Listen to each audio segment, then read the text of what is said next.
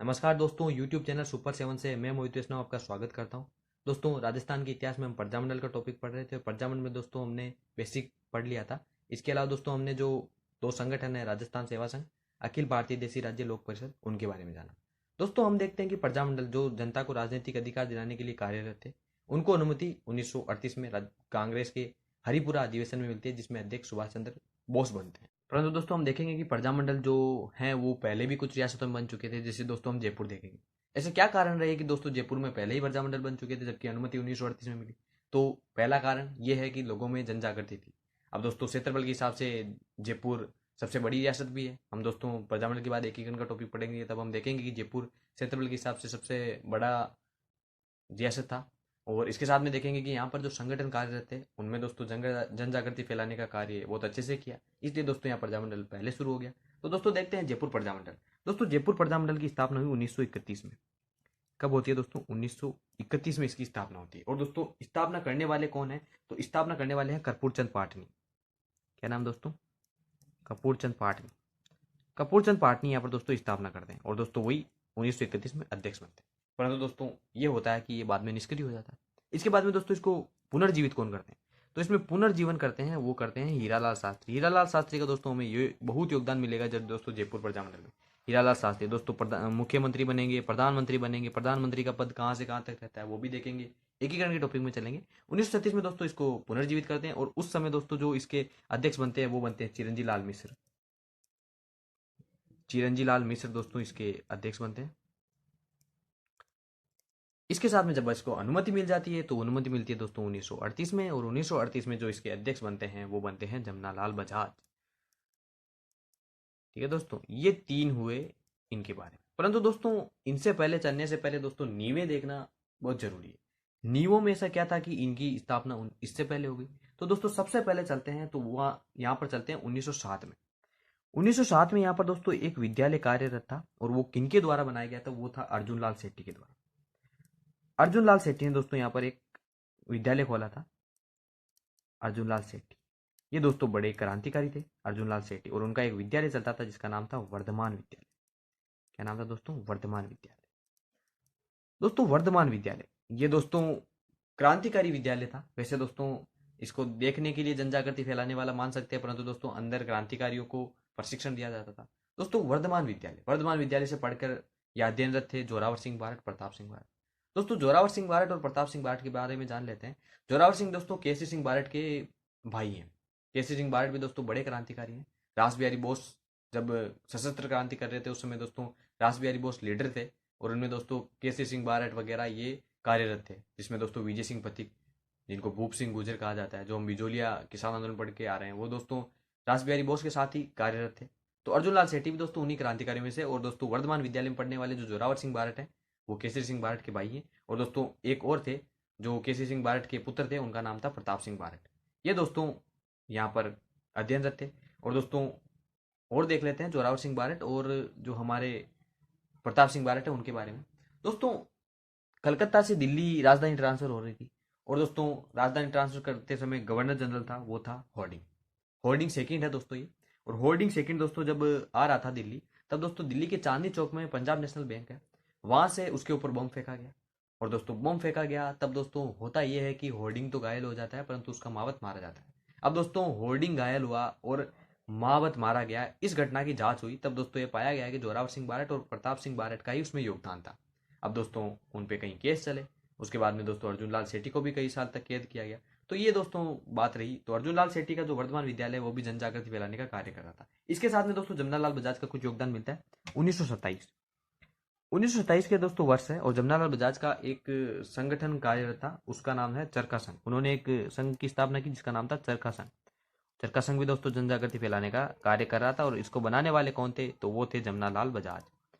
ठीक है दोस्तों, जमनालाल बजाज। और इसके बाद में चलते हैं तो दोस्तों हमारे 1931 में कपूरचंद पार्टी द्वारा प्रजामंडल की स्थापना कर दी जाती है। हीरालाल शास्त्री उसके पुनर्जीवित कर देते हैं और चिरंजीवी लाल मिश्र उसके अध्यक्ष बनते हैं। 1938 में जमनालाल बजाज हमारे खुद अध्यक्ष बन जाते हैं। अब दोस्तों प्रजामंडल, प्रजामंडल का मतलब रियासतों के लिए खतरा, क्योंकि लोग अपने राजनीतिक अधिकारों के लिए मांग करेंगे और रियासत के लिए वो खिलाफ है और रियासत उसको खतरा मानेगी। तो दोस्तों इससे पहले हम देखते हैं कि जयपुर रियासत के राजा कौन थे।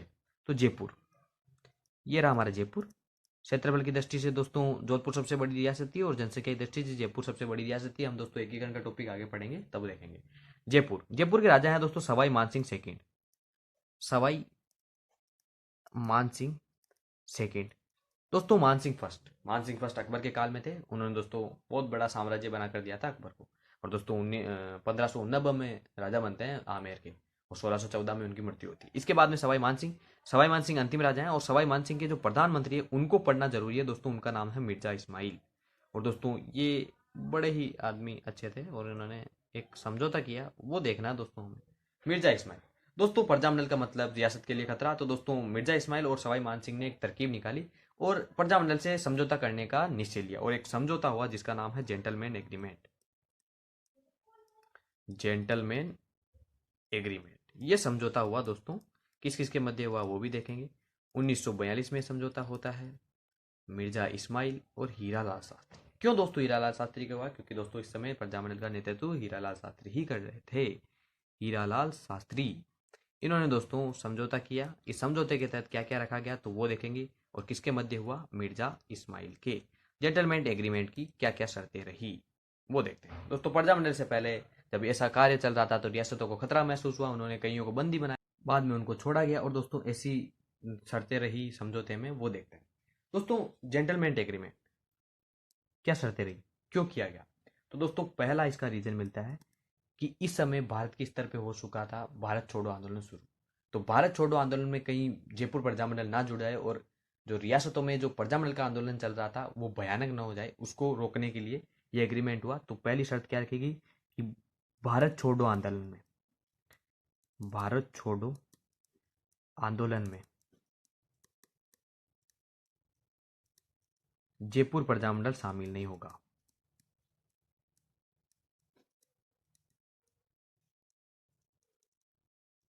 शामिल नहीं होगा। ठीक है दोस्तों, ये रही शर्त। इसके साथ में दोस्तों अगला जो रखा गया हीरालाल शास्त्री की तरफ से, तो वो रखा गया कि रियासत में उत्तरदायी सरकार की स्थापना। तो रियासत में उत्तरदायी सरकार की स्थापना। समझौते में दोस्तों दोनों पक्ष कुछ ना कुछ रखते हैं, तो रियासत में उत्तरदायी सरकार की स्थापना, उत्तरदायी सरकार की स्थापना हो, सरकार की स्थापना हो, ये दोस्तों इसमें रखा गया। इसके साथ में दोस्तों रियासत से ये भी वचन लिया गया कि वो जो सेकेंड वर्ल्ड वॉर शुरू हो गया था इस समय, तो सेकेंड वर्ल्ड वॉर में अंग्रेजों की मदद नहीं करेगा, यानी तटस्थता का पालन करेगा। इस प्रकार के दोस्तों एग्रीमेंट हुआ। अब दोस्तों एग्रीमेंट ये हुआ तो भारत छोड़ो आंदोलन में जब जयपुर शामिल नहीं होगा, और दोस्तों जयपुर जनसंख्या की दृष्टि से सबसे बड़ा रियासत था उस समय, अगर वो शामिल नहीं होगा तो उससे दोस्तों फायदा नहीं होगा, क्योंकि लोगों की ज़्यादा से ज़्यादा भागीदारी ही आंदोलन को सफल बना सकती है। और भारत छोड़ो आंदोलन में दोस्तों गांधी जी ने आह्वान भी किया था कि सब लोग उनसे शामिल हो, परंतु दोस्तों जयपुर शामिल ही नहीं हो रहा, जयपुर प्रजामंडल उसमें शामिल ही नहीं हो रहा। तो दोस्तों इस प्रकार चल रहा था, तो जेंटलमैन एग्रीमेंट का विरोध किया। और सबसे पहले विरोध में आए वो आए बाबा हरिश्चंद्र। बाबा हरिश्चंद्र इसके विरोध में आए, और बाबा हरिश्चंद्र ने इसका विरोध किया, और एक संगठन के द्वारा, एक संघ के द्वारा, जिसका नाम था दोस्तों आज़ाद मोर्चा। आज़ाद मोर्चे का गठन किसने किया? तो बाबा हरिश्चंद्र ने। दोस्तों ये फैक्चुअल है, इसमें दोस्तों ये पूछा जाता है आज़ाद मोर्चा का गठन करने वाले कौन हैं, उन्होंने क्या किया? तो दोस्तों जेंटलमैन एग्रीमेंट का विरोध किया, किसके नेतृत्व में किया? हरिश्चंद्र के नेतृत्व में किया। आज़ाद मोर्चे का गठन भी हरिश्चंद्र ने किया था। अब दोस्तों ऐसा चल रहा था तो हीरालाल शास्त्री के लिए भी भद्दे कमेंट आए। हीरालाल शास्त्री को माणिकलाल वर्मा ने विश्वासघाती तक कह दिया, परंतु दोस्तों जेनारायण व्यास ने वक्त का तकाजा देखते हुए उनको सही ठहराया कि ऐसा कर लेना ही सही था। अब दोस्तों इस प्रकार के जब हुए तो दोस्तों आज़ाद मोर्चा और जेंटलमैन एग्रीमेंट करने वाले हीरालाल शास्त्री यानी प्रजामंडल अलग अलग हो गए। अलग अलग हो गए तो दोस्तों जवाहरलाल नेहरू ने 1945 में यात्रा की और दोस्तों इनको शामिल कर दिया। तो शामिल किसने किया? जवाहरलाल नेहरू ने। किसको किसको शामिल किया? जयपुर प्रजामंडल को, जयपुर प्रजामंडल को, उसके साथ में किसको किया? आज़ाद मोर्चा को। कब किया दोस्तों? तो इन्होंने यात्रा की थी 1945 में, और 1945 में इनको दोनों को शामिल कर दिया। इस प्रकार की स्थितियां रही दोस्तों, और ये हुआ हमारा जयपुर प्रजामंडल। अब दोस्तों जयपुर प्रजामंडल के बारे में एक बात और जान लिएगा यहाँ पे दोस्तों, एक दुर्गाबाई शर्मा नाम की महिला थी, जो दोस्तों सबसे पहली सत्याग्रही थी, महिला सत्याग्रही थी दोस्तों, दुर्गाबाई शर्मा।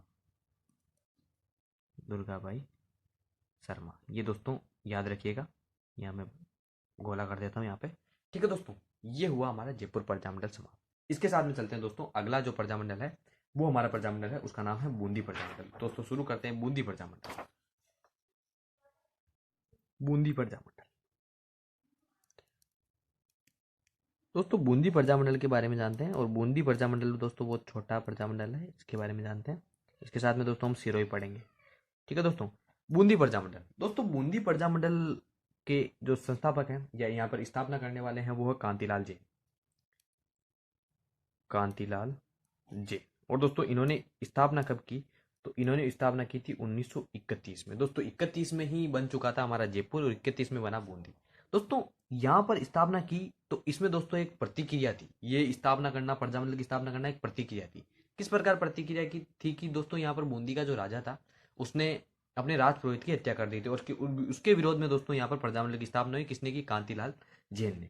दोस्तों इसके बाद में क्या होता है, 1937 में ऋषिदत्त मेहता इसके अध्यक्ष बनते हैं और दोस्तों इसको सुचारू रूप से चलाते हैं। तो 1937 में इसके अध्यक्ष कौन बनते हैं?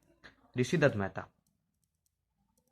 ऋषिदत्त मेहता इसके अध्यक्ष बनते हैं और दोस्तों इसको सुचारू रूप से चलाते हैं। ठीक है दोस्तों, इसके बाद में होता क्या है कि जब ऋषिदत्त मेहता इसको चला रहे होते हैं तब दोस्तों प्रतिक्रिया, रियासत है तो प्रतिक्रिया करेगी, तो रियासतों ने दोस्तों प्रतिक्रिया की और ऋषिदत्त मेहता को निर्वासित कर दिया। और निर्वासित होकर वो कहाँ से आ गए, यानी दोस्तों निष्कासित कर दिया। और वो निष्कासित होने के बाद अजमेर आ गए। ऋषिदत्त मेहता अजमेर आ गए और अजमेर आने के बाद में दोस्तों उन्होंने एक समाचार पत्र का प्रकाशन किया, उसका नाम था राजस्थान अखबार। दोस्तों राजस्थान अखबार, इसका समाचार पत्र का इन्होंने प्रकाशन किया। और दोस्तों राजस्थान केसरी अलग है जबकि राजस्थान अखबार अलग है और दोस्तों अजमेर से ही निकलते थे।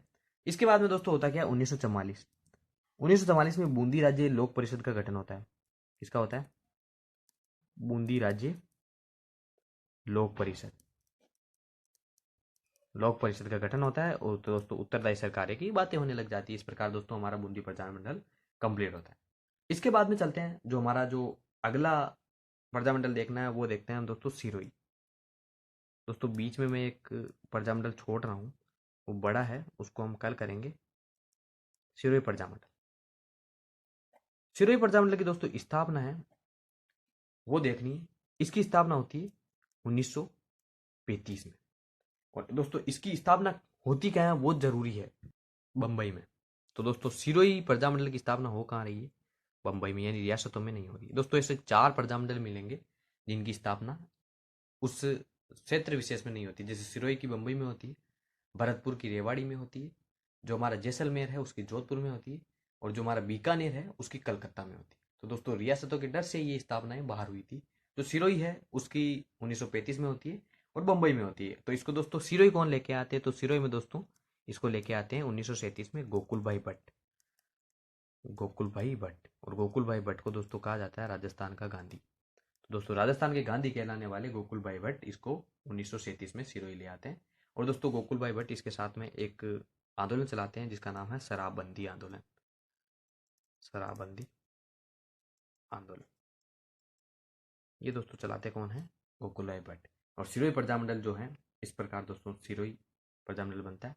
दोस्तों बूंदी प्रजामंडल और सिरोही प्रजामंडल बहुत छोटे प्रजामंडल है। इसके बाद में चलते हैं दोस्तों हम जोधपुर प्रजामंडल।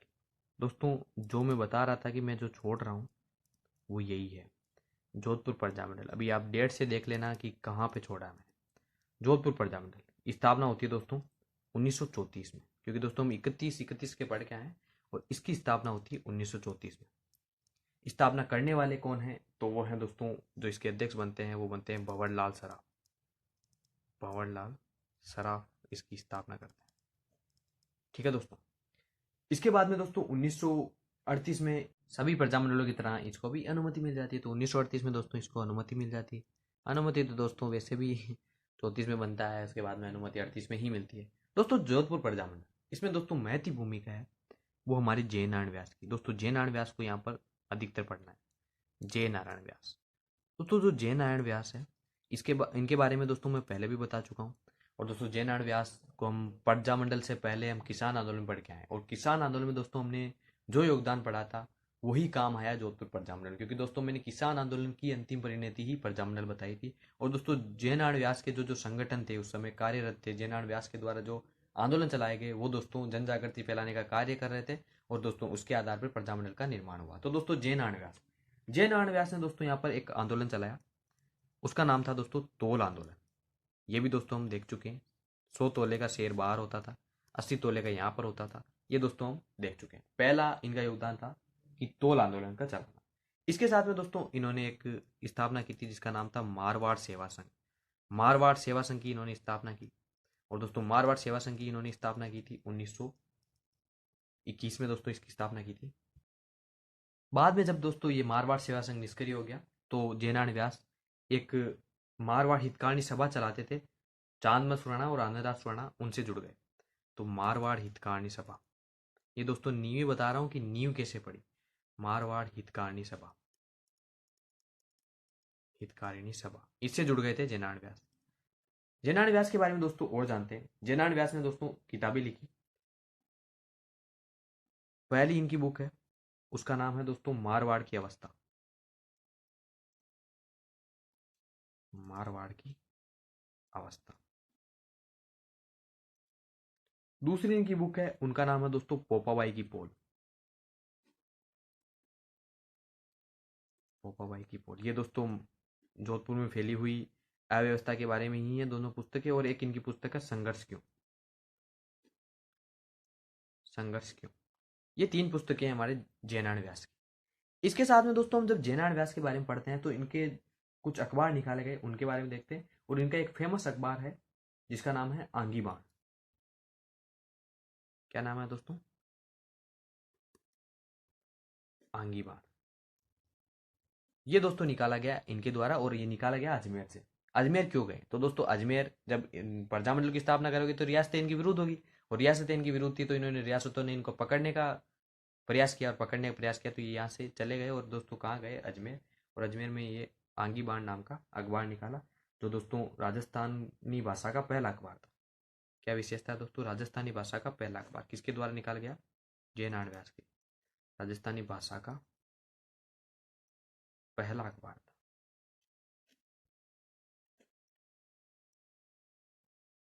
दोस्तों जो जयनारायण व्यास है उन्होंने जो हमारा तरुण राजस्थान अखबार है, जो राजस्थान सेवा संघ का अखबार है, राजस्थान सेवा संघ के बारे में पढ़ चुके हैं। उनका ही दोस्तों राजस्थान केसरी था। जब अजमेर शिफ्ट हुए तब नवीन राजस्थान निकाला। नवीन राजस्थान पे दोस्तों अंग्रेजों ने पाबंदी लगाई तो तरुण राजस्थान निकाला, और तरुण राजस्थान के संपादक भी बने थे हमारे जयनारायण व्यास। तो किसके संपादक हैं? तरुण राजस्थान के। ये भी दोस्तों ध्यान रखिएगा, तरुण राजस्थान के संपादक। तो दोस्तों ऐसी छवि थी हमारे जयनारायण व्यास की। अब दोस्तों जयनारायण व्यास की ऐसी छवि थी। एक दोस्तों पीप नाम का अखबार था, जिन जो इन्होंने पीप नामक अखबार था जो बंबई से निकाला था। और अखंड भारत इनकी पत्रिका थी। ये दोस्तों अखबार भी इनकी थे। अब दोस्तों जयनारायण व्यास की ऐसी छवि थी। तब दोस्तों उन्होंने जब 1938 में प्रजामंडल को अनुमति दे दी गई सुभाष चंद्र बोस के द्वारा, तब उन्होंने आग्रह किया कि सुभाष चंद्र बोस जोधपुर आए। तब दोस्तों इनके आग्रह पर सुभाष चंद्र बोस कहां पर आए? जोधपुर आए।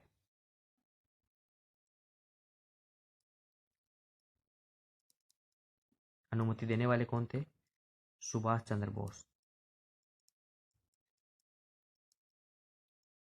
ये दोस्तों कहाँ आए? जोधपुर आए। और दोस्तों जोधपुर में एक मारवाड़ सेवा परिषद, मारवाड़ लोक परिषद, छोड़ो, मारवाड़ लोक परिषद की स्थापना की। मारवाड़ लोक परिषद की स्थापना की। और दोस्तों इसके अध्यक्ष बनाए गए, वो बनाए गए रणछोड़ दास गट्टाणी। और दोस्तों ये कब बनाई गई? तो ये 1938 में बनाई गई थी। कब बनाई गई? 1938 में। अध्यक्ष बने थे रणछोड़ दास गट्टाणी। इस प्रकार की छवि रही हमारे जयनारायण व्यास की। और दोस्तों जयनारायण व्यास ने अखिल भारतीय देसी राज्य लोक परिषद थी, उसका कराची में जब अधिवेशन हुआ था, तब दोस्तों 1936 में अधिवेशन होता है, तब उसमें महामंत्री भी नियुक्त हुए थे। इसी मारवाड़ लोक परिषद का दोस्तों ये अधिवेशन जोधपुर में कराना चाहते थे, परंतु दोस्तों रियासतों ने इन पे पाबंदी लगा दी, और इसका अधिवेशन पुष्कर में हुआ था, जो हम किसान आंदोलन पढ़ चुके हैं दोस्तों। पुष्कर में इसके अध्यक्ष कस्तूरबा गांधी बनने वाली थी, परंतु दोस्तों कस्तूरबा गांधी के मना करने पर यहाँ पर अध्यक्ष था चांदकर्ण सारधानी की। दोस्तों जोधपुर प्रजामंडल की इस प्रकार की स्थिति रही। दोस्तों जयनारायण व्यास को कई बार जेल जाना पड़ा, और दोस्तों जेल में उन्होंने एक बार भूख हड़ताल की थी, जिसमें दोस्तों 12 जून 1942 को बाल मुकुंद बिस्सा नाम के व्यक्ति थे, वो शहीद हो गए थे। और उनको राजस्थान का जतीन दास कहा जाता है। तो वो किसके साथ शहीद हुए थे? जयनारायण व्यास के दोस्तों भूख हड़ताल में वो शहीद हुए थे, जिनको राजस्थान का जतीन दास कहा जाता है। दोस्तों जतीन दास का संबंध भारत के इतिहास से है और दोस्तों उन्होंने भी भूख हड़ताल में उनकी मृत्यु हुई थी, इसलिए दोस्तों जतीन दास एक टाइटल बन गया। और दोस्तों जो हमारे राजस्थान के लिए बना वो किसको दिए गए? जो बाल मुकुंद बिस्सा है उनको जतीन दास कहा गया। तो बाल मुकुंद बिस्सा को यहाँ जानिएगा, बाल मुकुंद बिस्सा। दोस्तों जिस प्रकार वहाँ पे दुर्गाबाई शर्मा को जाना था, इस प्रकार इनको जानिएगा, बाल मुकुंद बिस्सा। और कब होती है इनकी मृत्यु? भूख हड़ताल में होती है दोस्तों 12 जून 1942 को। ये भी व्यास जी के साथ में दोस्तों भूख हड़ताल कर रहे थे। तो इस प्रकार दोस्तों हमारा जोधपुर प्रजामंडल था, उसके बारे में कंप्लीट होता है। दोस्तों जोधपुर प्रजामंडल में अधिकतर देखा जाए तो किसान आंदोलन से संबंधित जो संगठन थे वो कार्यरत थे। इस प्रकार दोस्तों हमारा जोधपुर प्रजामंडल कंप्लीट हुआ। आज के लिए दोस्तों इतना ही करते हैं, कल फिर मिलते हैं दोस्तों बीकानेर, मेवाड़ आदि के प्रजामंडल को लेकर। तब तक के लिए दोस्तों धन्यवाद। वीडियो को लाइक करें, शेयर करें और चैनल सुपर 7 को सब्सक्राइब करें।